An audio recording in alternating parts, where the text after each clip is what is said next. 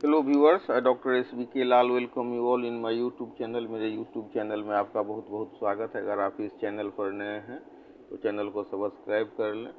आज हम समझेंगे लेटीट्यूड और लॉन्गिट्यूड को। तो इसको समझने से पहले मेरा इस पर लॉन्गिट्यूड और लेटीट्यूड पर 2 वीडियो पहले से अपलोड हुआ है, उसको आप देखें। तो सबसे पहले लेटीट्यूड और लॉन्गिट्यूड को समझने से पहले हम समझते हैं रेफरेंस पॉइंट के बारे में। रेफरेंस पॉइंट ऑफ द अर्थ। तो पृथ्वी जिस अक्ष के चारों ओर घूमती है वो हमको प्रोवाइड करता है basic 2 basic point, 2 basic points of reference. तो ये जो बेसिक पॉइंट हैं वो पृथ्वी के उत्तर तरफ और दक्षिण तरफ end point of the earth है। End point of the earth axis है, इसको हम कहते हैं नॉर्थ पोल और साउथ पोल। और पृथ्वी के बीचों बीच एक इमेजिनरी लाइन खींची गई है जिसको हम इक्वेटर बोलते हैं। हिंदी में बोलें तो विषुवत रेखा, या इसका दूसरा नाम है भूमध्य रेखा। भूमध्य पृथ्वी, मध्य मतलब बीच में, तो पृथ्वी के बीचों बीच जो रेखा खींची गई है उसको हम भूमध्य रेखा कहते हैं। ये भूमध्य रेखा पृथ्वी को 2 भागों में बांटती है। उत्तर तरफ का भाग कहलाता है नॉर्दर्न हेमिस्फीयर और दक्षिण तरफ का भाग कहलाता है साउदर्न हेमिस्फीयर। नॉर्दर्न हेमिस्फीयर को उत्तरी गोलार्ध बोलते हैं हिंदी में, और साउदर्न हेमिस्फीयर को दक्षिणी गोलार्ध बोलते हैं। अब जो हमारा इक्वेटर है, इसके पैरेलल में जो हॉरिजॉन्टल लाइन खींचा गया है इसको हम बोलते हैं लाइन ऑफ लेटीट्यूड। तो ग्लोब पर आप देख सकते हैं हॉरिजॉन्टल लाइन जो खींचा गया है इक्वेटर के पैरेलल, तो ये हो गया लाइन ऑफ लेटीट्यूड। तो ये जो लाइन है एक दूसरे के पैरेलल है, इसीलिए इसको हम पैरेलल्स ऑफ लेटीट्यूड भी बोलते हैं।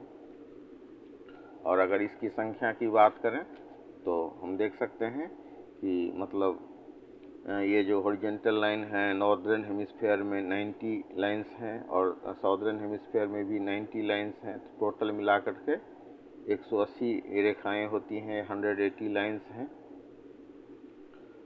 तो सबसे पहले हम समझते हैं कि reference point, the features such as temple, a hill or a river which help to locate places are known as reference point. अब इसका जो end point of the imaginary axis of earth on which it rotates, that is north pole and south pole, is considered to be the reference point. अब जो north पृथ्वी का जो north end point है वो हो गया नॉर्थ पोल, और south end point हो गया साउथ पोल। इसके बाद हम समझते हैं इक्वेटर को।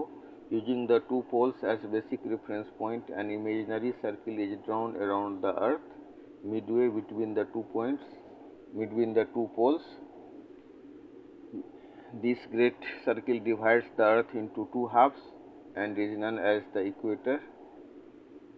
तो ये जो 2 भाग में अर्थ को बांटता है, एक हो गया हमारा उत्तरी तरफ का जो भाग है वो हो गया नॉर्दर्न हेमिस्फीयर, और दक्षिण तरफ का जो भाग हो गया वो हो गया साउदर्न हेमिस्फीयर। अब हम समझते हैं लेटीट्यूड को, जिसको हम हिंदी में अक्षांश रेखाएं कहते हैं, या मतलब अंग्रेजी में हम बोलते हैं लाइन ऑफ लेटीट्यूड। तो ये हॉरिजॉन्टल लाइन होती हैं जो ग्लोब पर हम देख सकते हैं, एक दूसरे के समानांतर होती हैं, इसीलिए इसको हम पैरेलल ऑफ लेटीट्यूड्स भी कहते हैं। पैरेलल ऑफ लेटीट्यूड या लाइन ऑफ लेटीट्यूड बोलते हैं। ये पैरेलल होता है इक्वेटर का। और पृथ्वी पर जो महत्वपूर्ण लेटीट्यूड लाइंस हैं वो हो गया tropic of cancer 23.5 degree north, tropic of capricorn 23.5 degree south, arctic circle 66.5 degree north, antarctic circle 66.5 degree south.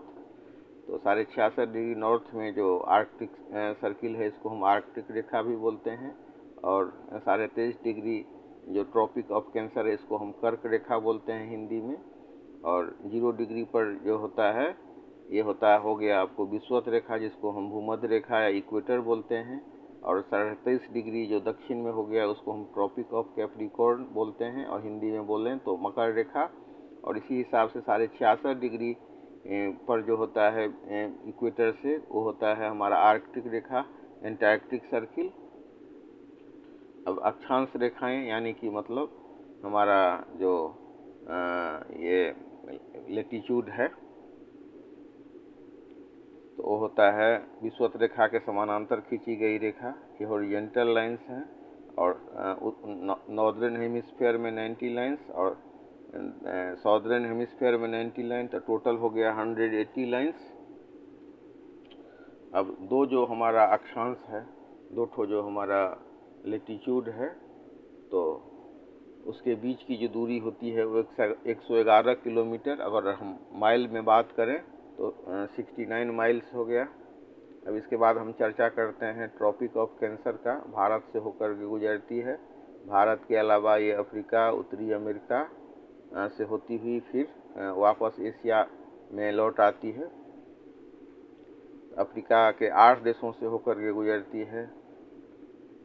पश्चिमी सहारा, मल्टीनिया, अल्जीरिया, माली, नाइजर, लीबिया, चाड, मिस्र। और उसके बाद हम उत्तरी अमेरिका की बात करें तो मेक्सिको और बहामास है।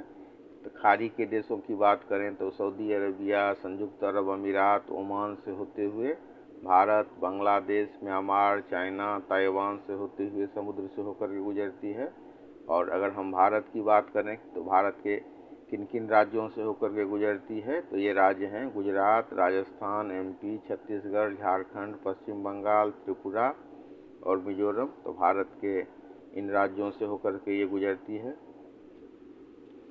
और कर्क रेखा भूमध्य रेखा से 23.5 डिग्री का कोण बनाती है। मकर रेखा 23.5 डिग्री दक्षिण की तरफ, जिसको हम कैप्रिकॉर्न बोलते हैं। तो ये ऑस्ट्रेलिया, अफ्रीका, दक्षिण अमेरिका से होकर के गुजरती है। ऑस्ट्रेलिया एक देश भी है और महादेश भी है।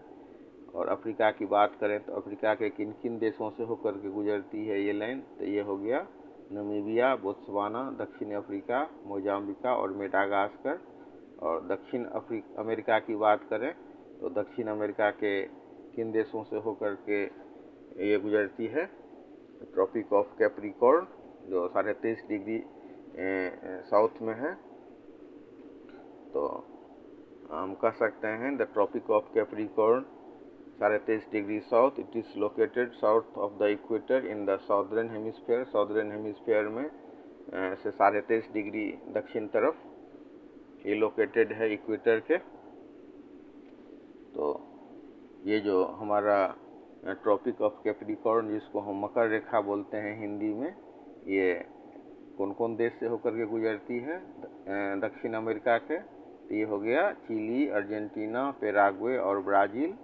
इसके अलावा एक बहुत इम्पोर्टेंट फैक्ट है जो हमको समझना चाहिए कि एक ऐसा देश जिससे होकर के मकर रेखा और विषुवत रेखा दोनों गुजरता है, मतलब हमारा जो ट्रॉपिक ऑफ कैप्रिकॉर्न हो गया और इक्वेटर दोनों जिस देश से होकर के गुजरता है तो हो गया हमारा ब्राज़ील।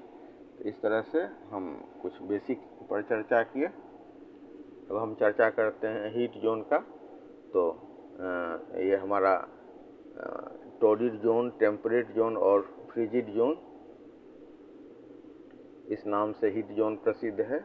और टॉर्रिड जोन की बात करें तो इसका जो क्षेत्र है ट्रॉपिक ऑफ कैंसर और ट्रॉपिक ऑफ कैप्रिकॉर्न तक है फैला हुआ। The tropic of cancer and the tropic of capricorn mark the limit of this zone. अगर आप मैप में देखें तो आप समझ सकते हैं कि विषुवत रेखा के 23.5 डिग्री उत्तर और 23.5 डिग्री दक्षिण में है।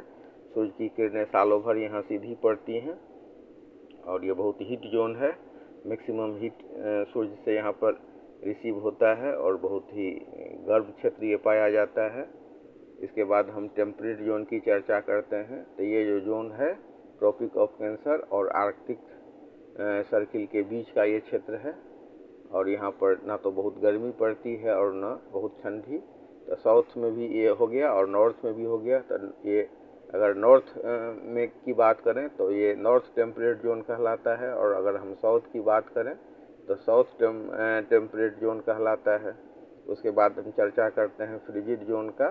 तो it lies from arctic circle to north pole and from antarctic circle to south pole. तो अगर हम उत्तर में बात करें तो आर्कटिक सर्किल से नॉर्थ पोल तक का जो क्षेत्र है वो कहलाता है फ्रिजिड जोन। और हम दक्षिण की बात करें दक्षिण साउथ पोल के तरफ। तो साउथ पोल से लेकर के एंटार्क्टिक सर्किल तक का जो भाग है वो कहलाता है फ्रिजिड जोन। इसमें ये बर्फ़ से आच्छादित रहती हैं, एकदम पूरा बर्फ़ से ढका हुआ ये क्षेत्र है। और इस तरह से हम फ्रिजिड जोन को समझ सकते हैं। अब हम चर्चा करते हैं लॉन्गिट्यूड का।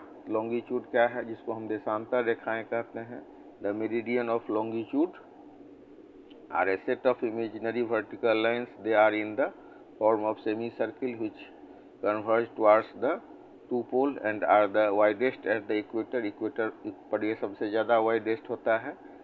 तो लॉन्गिट्यूड जो होता है नॉर्थ से साउथ की तरफ खींची जाने वाली रेखा है।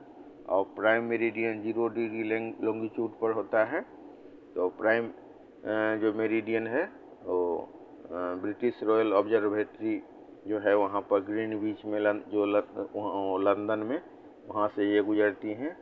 तो इसको हम बोलते हैं प्राइम मेरिडियन। ये 0 डिग्री लॉन्गिट्यूड है ये।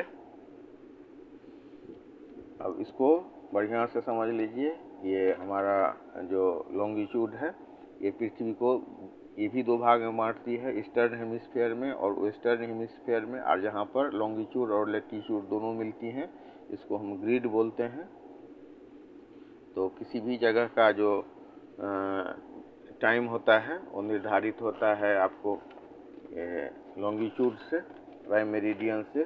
ग्रीनविच का जो 0 डिग्री प्राइम मेरिडियन जो 0 डिग्री लॉन्गिट्यूड पर अवस्थित माना जाता है उससे गाइड होता है। और इसको समझ लेने के बाद आप जो स्टैंडर्ड टाइम है उसको समझ सकते हैं। तो इस तरह से आप अगर इसको देखेंगे कि ग्रीनविच का जो जगह है, ग्रीनविच जो लंदन में जो वेधशाला है, ब्रिटिश रॉयल ऑब्जर्वेटरी है, वहाँ से 0 डिग्री लॉन्गिट्यूड है, इसको हम प्राइम मेरिडियन बोलते हैं। और 180 लॉन्गिट्यूड है दोनों साइड में। तो इस तरह से इसका टोटल संख्या हो गया 360। 10 in each hemisphere there are 180 longitude. The total number of longitude is 10, 30, 360। इस तरह से हम इसको समझ सकते हैं लॉन्गिट्यूड को। तो हमने समझा लैटिट्यूड और लॉन्गिट्यूड को।